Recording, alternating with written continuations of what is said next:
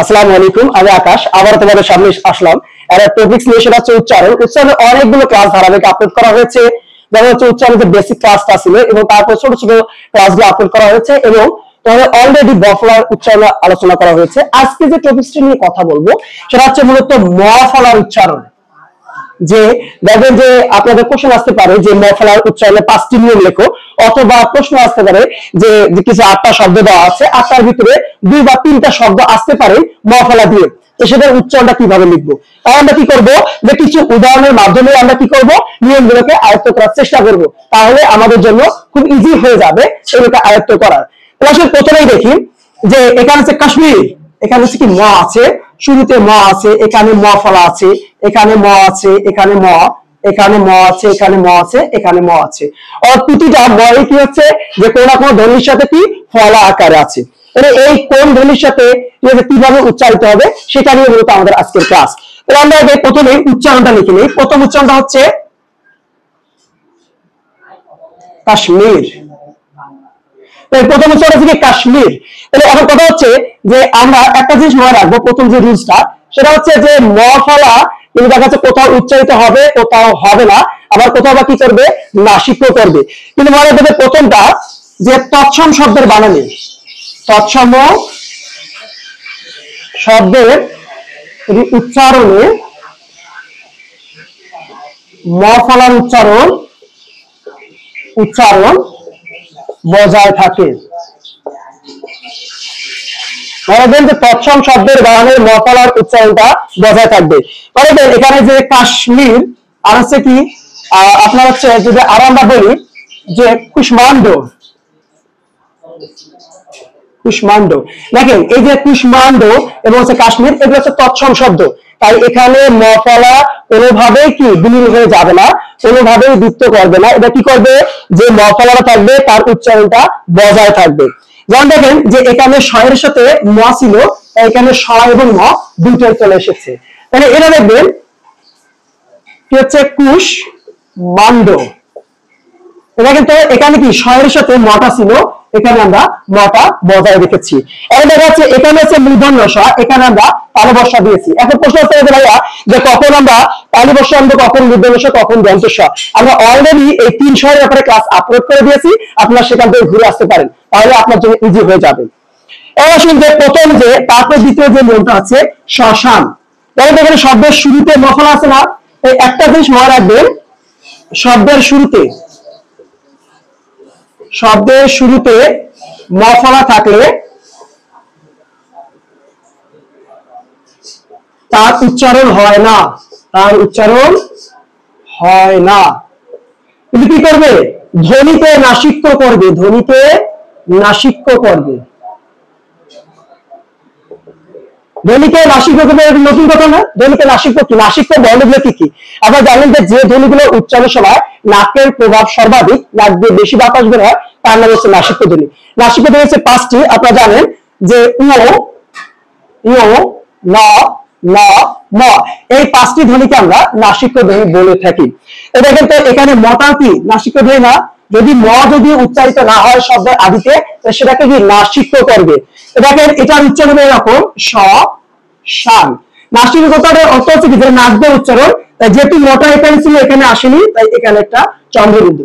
তাহলে কখন চন্দ্রবিন্দু হবে, কখন চন্দ্রবিন্দু হবে না, আমরা এটা ক্লাসও অলরেডি আপলোড করে দিয়েছি, আপনারা সেখানে গেলেই মোটামুটি আশা করি যে সমাধান হয়ে যাবে। তাহলে এটা দেখেন শব্দের আদিতে শয়ের সাথে ম ছিল, তাই এই মটা এখানে আসেনি। তার মানে কি 2 নম্বর যে রুলসটা পেলাম, শব্দের শুরুতে বা আদিতে যে ম ফলা থাকবে তার উচ্চারণ হবে না, কিন্তু যে ধ্বনির সাথে থাকবে তাকে কি করবে, নাসিক্য করবে। তাহলে আশা করি প্রথম যে রুলসটা ছিল তৎসম শব্দের ম ফলার উচ্চারণ বজায় থাকে, দ্বিতীয়টা ছিল শব্দের আদিতে বা শুরুতে যদি ম ফলা থাকে অবশ্যই তার উচ্চারণ হবে না, যে ধ্বনির সাথে থাকবে তাকে নাসিক্য করবে। তাহলে আসি আমরা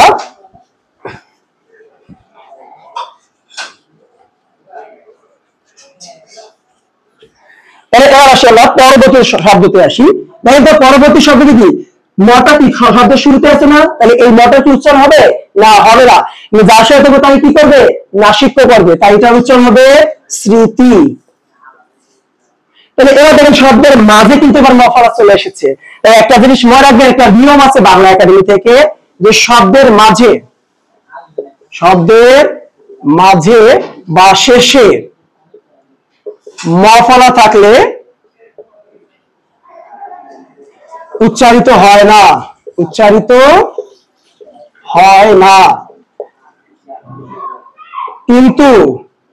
কিন্তু যে ধ্বনির সাথে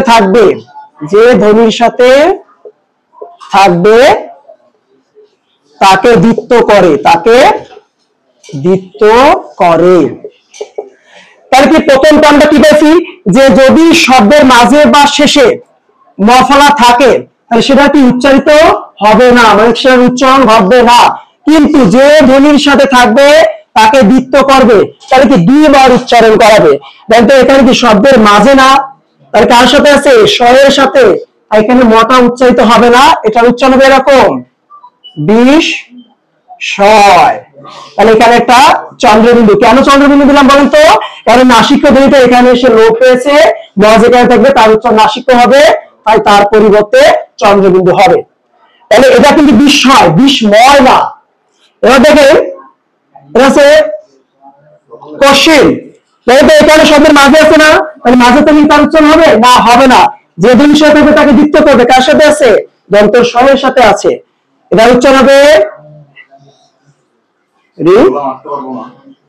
কোশ্চেন।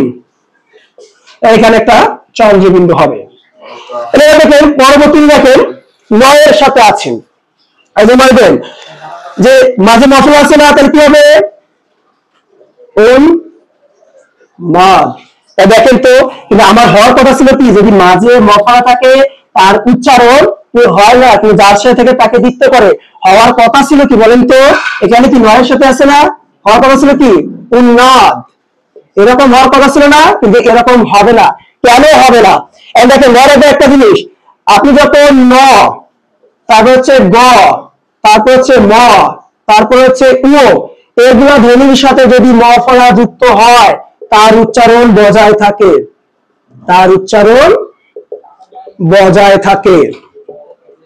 তার মানে কি, যে মটা থাকবে তার উচ্চারণটা ঠিকঠাক থাকবে। যেমন দেখতে এখানে কি নয়ের সাথে ম আছে না, আর পরেরটা দেখেন তো কি গয়ের সাথে ম আছে না, তাই এর উচ্চারণে মফলাটা বজায় থাকবে, তাহলে এটার উচ্চারণ কি হবে বাগ্মী। দেখেন এখানে কিন্তু চন্দ্রবিন্দু দেয়নি, কেন দেয়নি বলেন তো, এখানে মটা ছিল, এখানে মটা চলে এসেছে, মটা কি লোপ পেয়েছে না, পাইনি, এই জন্য এখানে চন্দ্রবিন্দু হবে না। দেখেন তো এখানে মফলা ছিল, এখানে কি ম আসছে না, এই জন্য এখানে চন্দ্রবিন্দু হয়েছে। চন্দ্রবিন্দু কোথায় হবে কোথায় হবে না এইটুকু ক্লিয়ার। তাহলে আমরা রুলসটা কি পেলাম, দেখেন যে শব্দের মাঝে বা শেষে যদি থাকে তাহলে কি সেটার উচ্চারণ হবে না, যে ধ্বনির সাথে থাকবে তাকে দুইবার উচ্চারণ করাবে। এর ব্যতিক্রম রুলসটা কি পেলাম বলেন তো, যদি ন, গ, ম, ও যদি এগুলা ধ্বনির সাথে মফলা যুক্ত আকারে থাকে তার উচ্চারণ বজায় থাকবে। তাহলে আশা করি এটা বুঝতে পেরেছেন।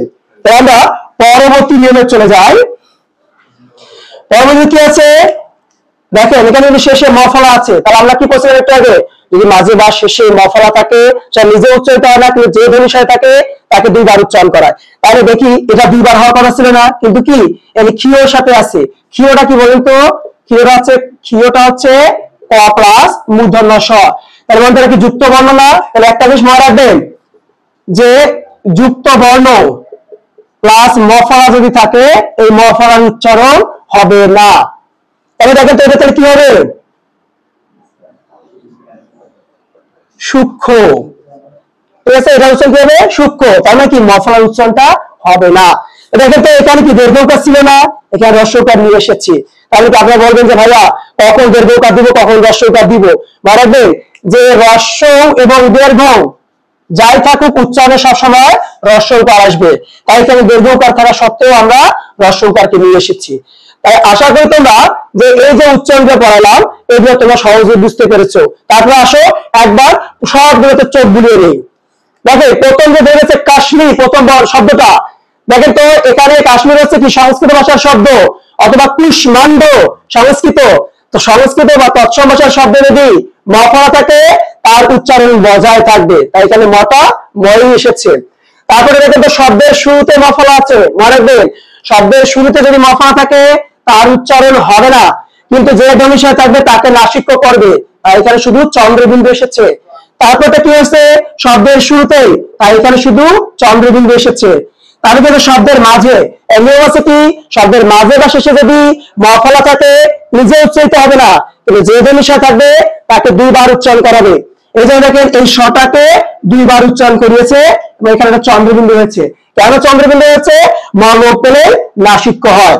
এবার দেখেন কশি, এটাও সেম নিয়মেই হয়েছে। এবার দেখেন উন্মাদ, কিন্তু এখানে মাঝে মফলা ছিল, বৃত্ত করিনি। কেন করিনি বলেন তো? যদি ল, গ, ম এগুলো ধ্বনি থাকে তার সাথে যদি মফলা যুক্ত হয়, তার মফলা যুক্ত তার উচ্চারণটা বজায় থাকবে। এখানে মই এসেছে। এবার দেখেন সেম নিয়ম, গয়ের সাথে মফলা আছে তাই ময়ের উচ্চারণ বজায় আছে। এবার দেখেন তো এখানে শেষে মফলা না, তাহলে উচ্চারণটা কি বৃত্ত হওয়ার কথা না? দেখেন যুক্ত বর্ণের সাথে যদি মফলা থাকে তার উচ্চারণ হয় না, তাই শুধু ক্ষীয়ের উচ্চারণ হয়েছে। ক্ষীয়ের ব্যাপারে মনে রাখবেন, ক্ষীয় যদি শব্দের শুরুতে বসে তাহলে উচ্চারণ হবে ক্ষয়ের মতো, আর যদি ক্ষীয় শব্দের মাঝে বা শেষে বসে, মাঝে বা শেষে বসে তার উচ্চারণ হবে কক। যেমন দেখেন যদি বলি যে ক্ষয়, শুরুতে ক্ষীয় আছে না, তাহলে ক্ষয়ের মতো হবে খ অন্তস্থ হসন্ত। এবার যদি বলি কক্ষ, এটা কিন্তু শেষে ক্ষীয় আছে না, তার উচ্চারণ কি হবে তাহলে কক, তাহলে এটার উচ্চারণ হচ্ছে কো খো। তাহলে আশা করি ক্ষীয়ের ব্যাপারটা বুঝতে পেরেছেন, যেখানে যুক্ত বর্ণ থাকবে যদি সেখানে মফলা থাকে তার মফলা উচ্চারণ হবে না। তাহলে যদি এরকম শব্দ আসে এর প্র্যাকটিসের মাধ্যমে এগুলো সব পেয়ে যাবেন, এবং যদি 5টা নিয়ম আসে এগুলো নিয়মগুলো আপনারা বসিয়ে দিবেন, তাহলে ইনশাআল্লাহ পরীক্ষায় ভালো ফলাফল পাবেন। তাহলে এই পর্যন্ত ভালো থাকবেন, সুস্থ থাকবেন, আল্লাহ হাফেজ।